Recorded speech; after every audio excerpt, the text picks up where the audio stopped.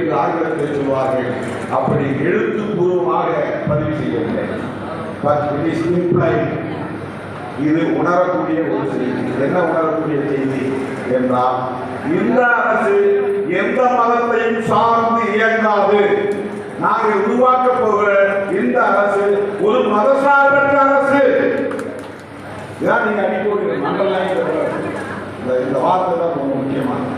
இதுதான் இந்தியாவில் நடந்திருக்கிற political debate.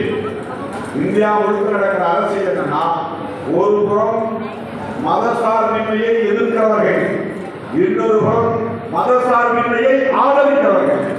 இந்த அரசு மதசார்பற்ற அரசா என்பவர்கள் ஒரு புறம், கூடாது என்பவர்கள் இன்னொரு புறம். மதசார்பற்ற அரசு என்பதை ஏற்றுக்கொள்ளாதவர்கள் சனாதன சக்திகள்.